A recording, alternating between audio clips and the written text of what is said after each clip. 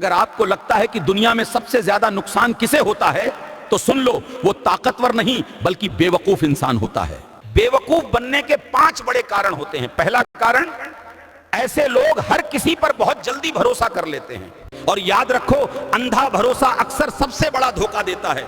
दूसरा, ये लोग दूसरों के बहकावे में तुरंत आ जाते हैं। जिसका अपना दिमाग नहीं चलता उसे दुनिया अपनी उंगली पर नचाती है। तीसरा कारण, सबसे बड़ी मूर्खता यह है कि इंसान खुद को ही सबसे ज्यादा समझदार समझने लगे। चौथा कारण, अपनी गलतियों से सीखना ही बुद्धिमानी है, लेकिन मूर्ख वही गलती बार बार दोहराता है। पांचवा कारण, जिद और अहंकार। जब इंसान सच सुनने से इनकार कर दे, समझ लो उसकी बुद्धि बंद हो चुकी है। इसलिए याद रखो, समझदार वही है जो सीखता रहे, बदलता रहे, वरना मूर्खता इंसान को धीरे धीरे बर्बाद कर देती है। मेरे चैनल को सब्सक्राइब करो।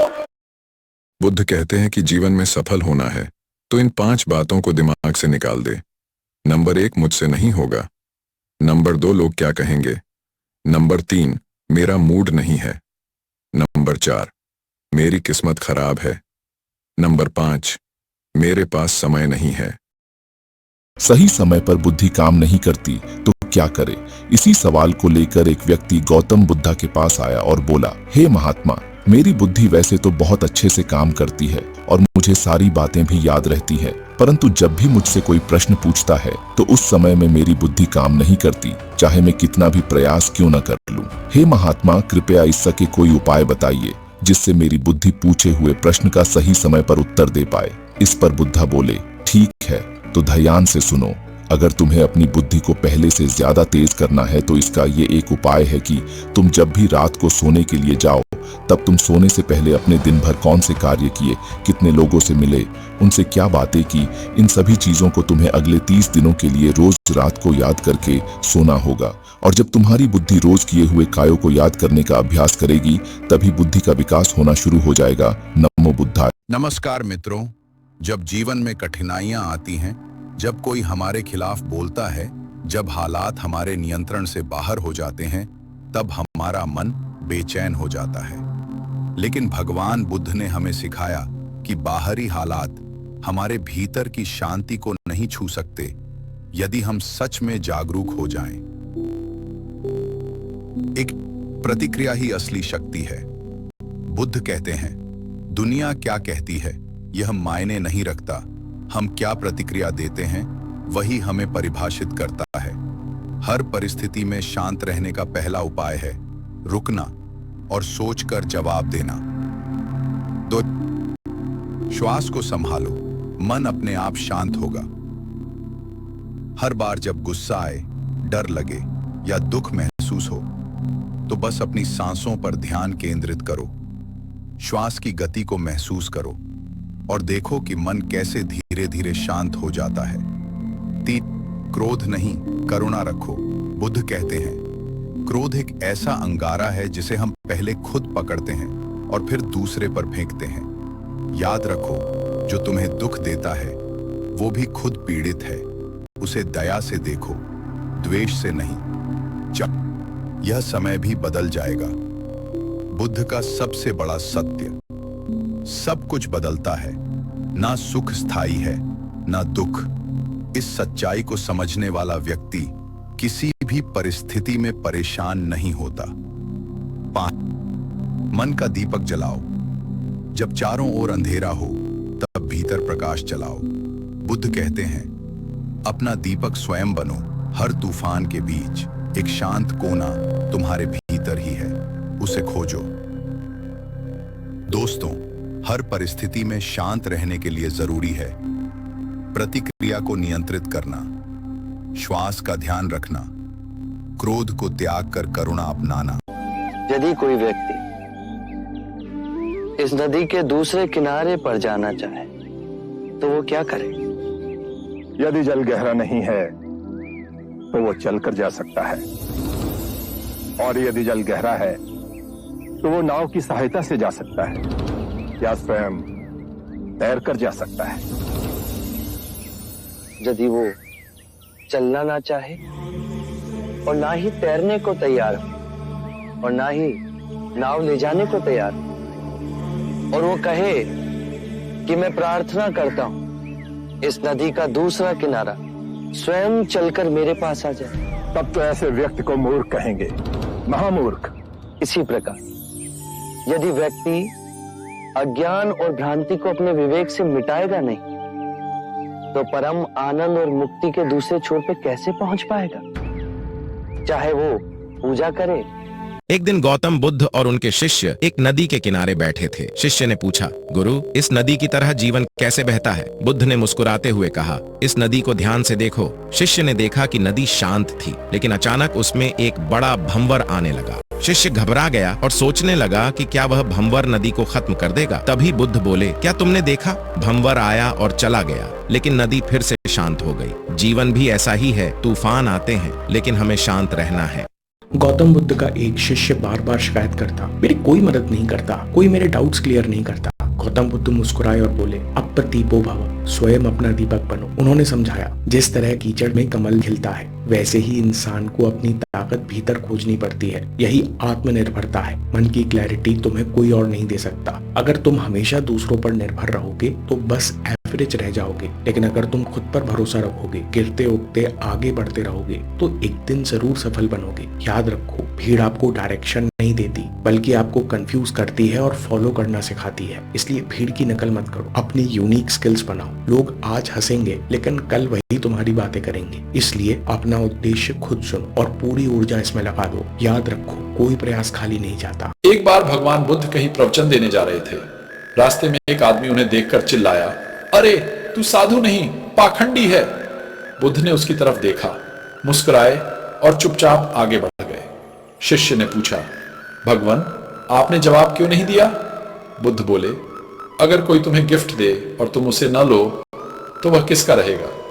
बुद्ध कहते हैं, गाली का सबसे। एक समय की बात है, भगवान बुद्ध अपने शिष्यों के साथ एक गांव में उपदेश दे रहे थे। उसी दौरान एक व्यक्ति ने प्रश्न किया, भगवान, मन का भय कैसे दूर करें? बुद्ध मुस्कुराए और बोले, कल सुबह नदी के किनारे मिलो, मैं तुम्हें उत्तर दूंगा। अगली सुबह वह व्यक्ति नदी किनारे पहुंचा। बुद्ध ने उसे एक कटोरा दिया और कहा, इस कटोरे को पानी से भरकर लाओ, लेकिन ध्यान रखना, पानी छलके नहीं। वह व्यक्ति बहुत सावधानी से कटोरे को भरकर लाया। बुद्ध ने मुस्कुराते हुए पूछा, जब तुम पानी भर रहे थे तब तुम्हें कोई डर लगा? व्यक्ति ने उत्तर दिया, नहीं, मेरा पूरा ध्यान पानी को छलकने से बचाने में था, इसलिए मुझे किसी डर का अनुभव नहीं हुआ।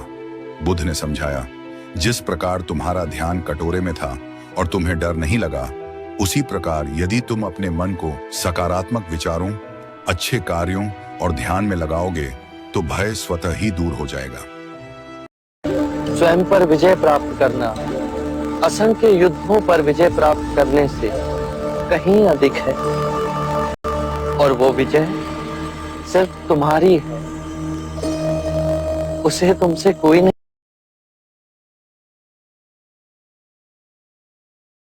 गौतम बुद्ध अपने शिष्य से कहते हैं, जिस शरीर को देखकर तुम्हारे मन में काम वासना जाग रही है, असल में इसकी सच्चाई जानकर आप हैरान रह जाएंगे। यदि इस शरीर के ऊपर की चमड़ी हटा दी जाए तो नीचे मांस, मज्जा, मलमूत्र, हड्डियां और खून का एक ढांचा भरा है, और तुम इसी शरीर को देखकर आकर्षित हो जाते हो, जो असल में कुछ नहीं है, बस एक माया है। यह शरीर 5 तत्वों से मिलकर बना है। मृत्यु के बाद जब शरीर को जलाया जाता है तो ये सभी तत्व अपने अपने मूल स्थान पर चले जाते हैं। इसीलिए माया से बाहर आओ और किसी भी बात पर सहजता से विश्वास मत करना, चाहे वो मेरे ही कहे हुए वचन ही क्यों ना हो, जब तक वो तुम्हारे विवेक और तुम्हारी व्यवहारिक बुद्धि से मेल ना खाए।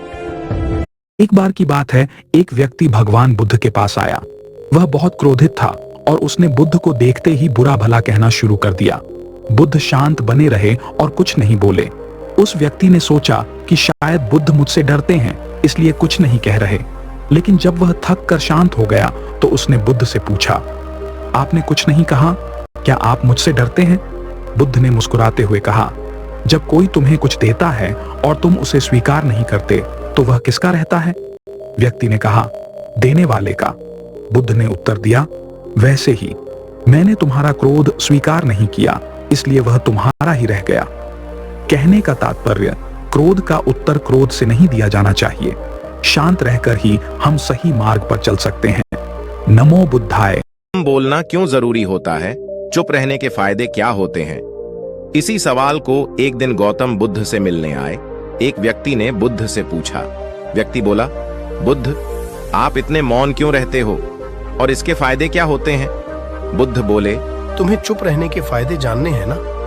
तो सुनो, जब कोई व्यक्ति जरूरत से ज्यादा बोलना शुरू करता है तब उसके आजू बाजू वाले लोग उसे मूर्ख समझते हैं। वहीं जो व्यक्ति शांत रहकर कम शब्दों में सही बात करता है, ऐसा व्यक्ति लोगों की नजरों में सर्वश्रेष्ठ कहलाता है। इसका कारण सिर्फ एक ही है कि जो व्यक्ति अपने मुंह को ज्यादा चलाता है, उसकी द्वारा की गई बातें किसी भी इंसान की बुद्धि में ज्यादा समय टिक नहीं पाती। व्यक्ति बुद्ध से बोला, लेकिन ऐसा क्यों? बुद्ध उस व्यक्ति से बोले, ऐसा इसलिए होता है क्योंकि जो इंसान दिन भर कई सारी बातें करता है, ऐसे व्यक्ति की बातें याद करना बहुत। जिस घर में ये शब्द बोले जाते हैं वहां सुख कभी टिक नहीं पाता। ध्यान से सुनिए बेटा, घर बड़ा होने से सुख नहीं आता। घर में बोले गए शब्द ही तय करते हैं कि वहां शांति होगी या अशांति। आजकल क्या हो रहा है, गुस्से में लोग एक दूसरे से कह देते हैं तुमसे कुछ नहीं होगा, तुम कभी नहीं बदलोगे, तुम्हारी वजह से सब खराब है। ये सिर्फ शब्द नहीं है, ये तीर हैं जो सीधे दिल में लगते हैं। एक बार बोल दिए तो माफी मांगने से भी उनका दर्द पूरी तरह खत्म नहीं होता। जहां शब्द कड़वे हो जाते हैं वहां रिश्ते धीरे धीरे मरने लगते हैं। पहली बात बेटा, बोलने से पहले सोचो। शब्द वापस नहीं आते, इसलिए उन्हें सोच समझकर ही बाहर निकालो। दूसरी बात, गुस्से में चुप रहना सीखो। गुस्से में बोला गया एक शब्द सालों का रिश्ता खत्म। आंख से गिरे आंसू और नजरों से गिरे लोग कभी वापस नहीं उठा करते। आंसू सूख तो जाते हैं, लेकिन दिल पर जो निशान छोड़ जाते हैं वो उम्र भर याद दिलाते रहते हैं। और जो लोग एक बार दिल से उतर जाते हैं, उन्हें फिर मनाना आसान नहीं होता। इसलिए रिश्तों को संभाल कर रखिए, क्योंकि भरोसा कांच की तरह होता है। टूट जाए तो जुड़ तो सकता है, पर दरारें हमेशा दिखती हैं। गौतम बुद्ध कहते हैं, आप सिर्फ एक गलती कीजिए और लोग भूल जाएंगे कि आप पहले कितने अच्छे थे। अगर आप किसी के साथ कुछ अच्छा नहीं कर सकते तो बुरा मत कीजिए। दुनिया में आपका सबसे सच्चा साथी ना माता पिता हैं, ना भाई बहन, ना पत्नी और ना ही आपके बच्चे। आपका सबसे सच्चा साथी आपका अपना शरीर है। जिस दिन शरीर ने साथ छोड़ दिया, उस दिन लोग धीरे धीरे आपसे मुंह मोड़ने लगते हैं। जब तक आप स्वस्थ हैं, आपके पास हजारों समस्याएं होंगी, लेकिन जिस दिन आप गंभीर रूप से बीमार पड़ जाएंगे, उस दिन आपके पास सिर्फ एक ही समस्या बचेगी, किसी भी तरह ठीक हो जाऊं। इसलिए अपने स्वास्थ्य का ध्यान रखिए, जिम्मेदारियां तो ऐसे ही चलती रहेंगी। दिमाग में गंदे गलत विचार और शरीर में आलस्य बढ़ रहा है, तो क्या करें? इस पर गौतम बुद्ध अपने शिष्य से कहते हैं, शरीर में आलस्य और दिमाग में गंदे गलत विचार आने का मुख्य कारण है तुम्हारी गंदी गलत आदतें। अगर आज से तुम इन गंदे गलत विचारों से और आलस्य से छुटकारा पाना चाहते हो, तो तुम्हें इन 5 महत्वपूर्ण नियमों का पालन करना होगा। नंबर 1, किसी भी हालत में सुबह 4 से 5 बजे के बीच उठ जाए। नंबर 2, रोजाना 1-2 किलोमीटर रनिंग और एक्सरसाइज जरूर करें। नंबर 3, डेली सुबह प्राणायाम और व्यायाम जरूर करें। इससे न केवल आपकी मानसिक शक्ति बढ़ेगी, बल्कि आपका दिमाग भी शांत होगा। नंबर 4, जितना हो सके उतना नकारात्मक विचारों से और नकारात्मक बातों से बचने की कोशिश करें। ना आप गलत देखेंगे, ना आप गलत सुनेंगे, तो फिर आपके दिमाग के अंदर गंदे गलत विचार आ ही नहीं सकते। पेड़ जब अपने पत्ते झाड़ता है तो वो रोता नहीं है, क्योंकि उसे पता है कि पतझड़ के बिना नए पत्तों का आना नामुमकिन है। अगर तुम्हारी जिंदगी में भी अभी सब कुछ बिखर रहा है, चीजें हाथ से छूट रही हैं, तो घबराओ मत। कुदरत तुम्हें नए सिरे से सजाने की तैयारी कर रही है, बस थोड़ा सब्र रखो। एक दिन गौतम बुद्ध और उनके शिष्य एक नदी के किनारे बैठे थे। शिष्य ने पूछा, गुरु, इस नदी की तरह जीवन कैसे बहता है? बुद्ध ने मुस्कुराते हुए कहा, इस नदी को ध्यान से देखो। शिष्य ने देखा कि नदी शांत थी, लेकिन अचानक उसमें एक बड़ा भंवर आने लगा। शिष्य घबरा गया और सोचने लगा कि क्या वह भंवर नदी को खत्म कर देगा। तभी बुद्ध बोले, क्या तुमने देखा? भंवर आया और चला गया, लेकिन नदी फिर से शांत हो गई। जीवन भी ऐसा ही है, तूफान आते हैं, लेकिन हमें शांत रहना है। जीत ली। पहली, जहां तुम्हारी बातों की कोई कद्र न हो, वहां मौन रहना ही सबसे बड़ा उत्तर है। दूसरी, जब कोई क्रोध में तुम्हें नीचा दिखाए, तब मुस्कुराकर निकल जाना ही तुम्हारी सबसे बड़ी जीत है। बुद्ध कहते हैं, क्रोध को शांत रहकर ही जीता जा सकता है। तीसरी, अपनी योजनाएं और अपनी कमाई कभी किसी को मत बताना, क्योंकि चाणक्य कहते हैं राज उजागर होने पर तुम्हारा विनाश निश्चित है।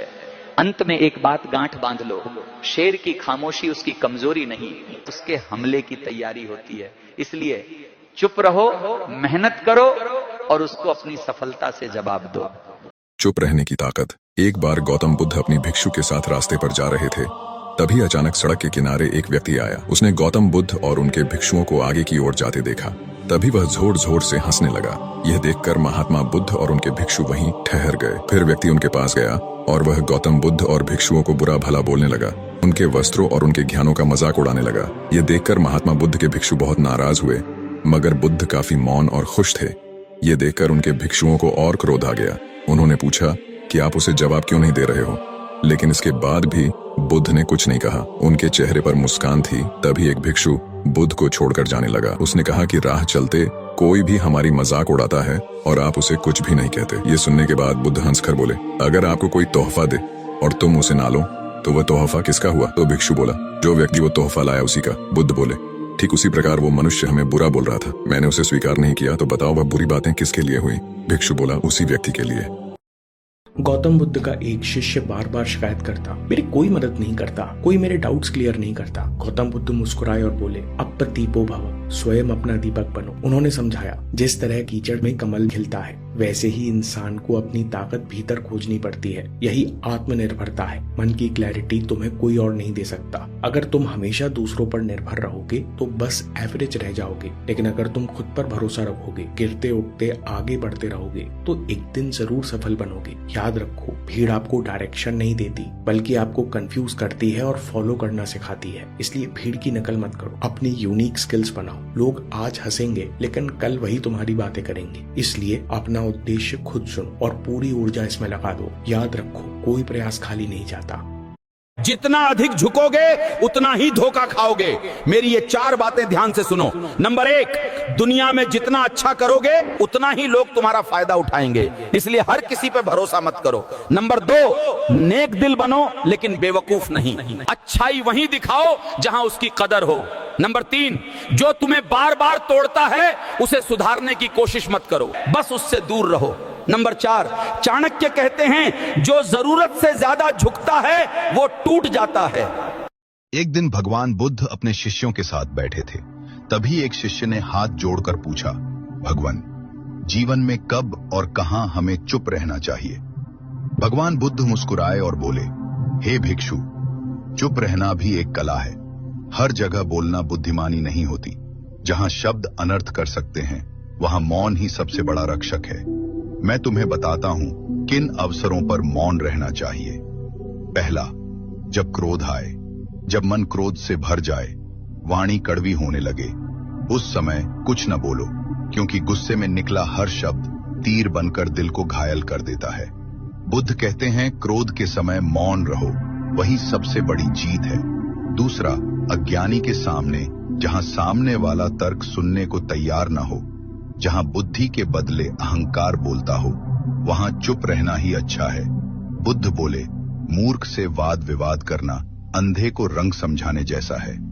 तीसरा, अपमान के समय जब कोई अपशब्द कहे या तिरस्कार करे, तब मौन रहना चाहिए, क्योंकि सामने वाला अपने कर्म का फल पाएगा।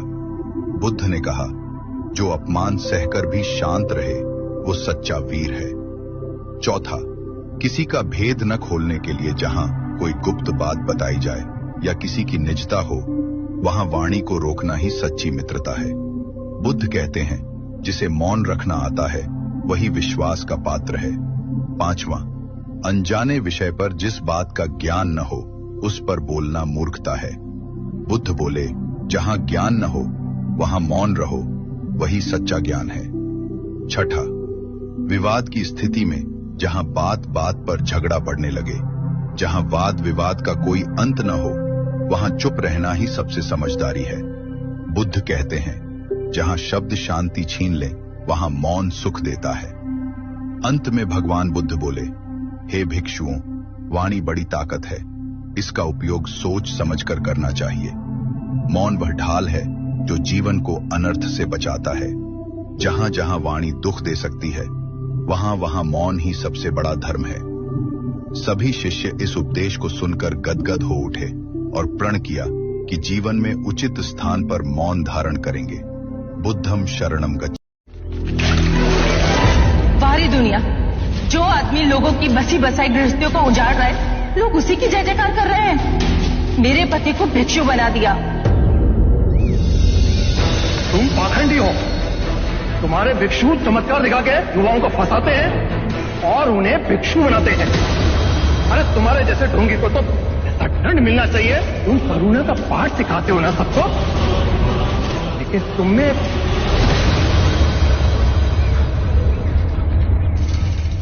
करुणा है? मित्र, यदि तुम अपने पड़ोसी के लिए कोई उपहार लाओ और वो उसे ग्रहण करने से मना कर दे, तो वो उपहार किसके पास जाएगा? मेरे पास। उसी प्रकार जो तुमने मुझसे कहा, उस उपहार को मैंने स्वीकार ही नहीं किया। अगर इंसान का मन उसके वश में आ गया तो समझो उसने अपने जीवन में हर लक्ष्य को प्राप्त कर लिया। लेकिन जिसका मन उसके काबू में नहीं आ पाता, वह व्यक्ति पूरे जीवन में भटकता रहता है। गौतम बुद्ध कहते हैं, अगर अपने मन को अपने वश में करना है तो पहली चीज तो आपको अपने मन में बार बार अपने लक्ष्य का चिंतन करना है। जो व्यक्ति अपने लक्ष्य के बारे में अपने मन में सतत चिंतन करता है, ऐसा व्यक्ति आम व्यक्ति के मुकाबले में सबसे कम समय में अपने लक्ष्य को प्राप्त कर लेता है। जिसका सिर्फ एक ही कारण है, वह है उस व्यक्ति का चिंतन। जैसा हम हमारे मन को बताते हैं, उसके अनुसार ही हमारा मन कार्य करता है। अगर इंसान अपने मन में गंदे विचारों का चिंतन करेगा तो उस व्यक्ति के मन में बार बार उसी चीज का विचार आता रहता है। वही व्यक्ति अगर अपने लक्ष्य के बारे में, यानी उसे अपने जीवन में जिस चीज को हासिल करना है, उस चीज का विचार करता है, तो वह इंसान अपने लक्ष्य से जुड़े सही